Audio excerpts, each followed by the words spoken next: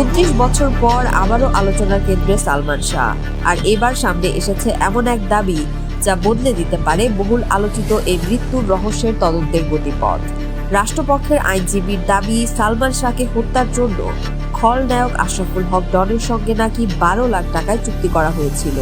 আর এই দাবিতে নাম এসেছে সালমান শাহর স্ত্রী সামিরা হক এবং চলচ্চিত্র প্রযোজক আজিজ মোহাম্মদ ভাইয়ের।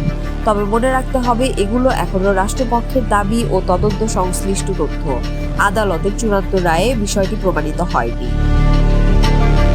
ঘটনার নতুন মোড় শুরু হয় রোববার ভোরে হযরত শাহজালাল আন্তর্জাতিক বিমানবন্দরের ইমিগ্রেশন থেকে গ্রেফতার হন চলচ্চিত্র অভিনেতা আশরাফুল হক ডন, যিনি এই মামলার এজাহারভুক্ত ৪ নম্বর আসামি। পরে তাকে সিআইডির কাছে হস্তান্তর করা হয় এবং আদালতে হাজির করা হলে শুনানি শেষে কারাগারে পাঠানোর নির্দেশ দেওয়া হয়। কিন্তু আসল চমক আসে আদালতের শুনানির পর। রাষ্ট্রপক্ষের আইনজীবী ওমর ফারুক ফারুকীর দাবি, তদন্তে উঠে এসেছে সালমান শাহর স্ত্রী সামিরার সঙ্গে আজিজ মোহাম্মদ ভাইয়ের গোপন সম্পর্কের বিষয়টি, আর সেই সম্পর্কের জেরেই হত্যার পরিকল্পনার অভিযোগ সামনে এসেছে। এখানেই শেষ নয়, সালমান শাহর ভাই বিল্টুকে অপহরণ করে মামলা তুলে নেওয়ার জন্য চাপ দেওয়ার পরিকল্পনার অভিযোগও রয়েছে ডন ও ডেভিডের বিরুদ্ধে।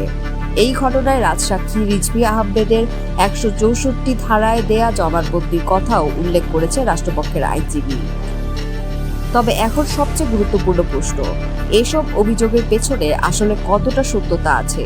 প্রায় ৩ দশক ধরে যে প্রশ্নের উত্তর খুঁজছেন সালমান শাহর ভক্তরা, তদন্ত ও বিচারিক প্রক্রিয়ায় এবার কি সেই রহস্যের কোনো সমাধান মিলবে? ডনের গ্রেফতারের পর পুরনো এই মামলাটি নতুন করে আলোচনায় এসেছে।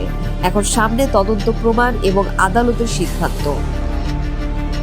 আপনার কি মনে হয়, সালমান শাহর মৃত্যুর রহস্য কি এবার সত্যি উন্মোচিত হবে? কমেন্টে আপনার মতামত জানাতে ভুলবেন না। ভিডিও ভালো লাগলে লাইক, শেয়ার এবং সাবস্ক্রাইব করুন channel Washington Bangla entertainment. entertainment.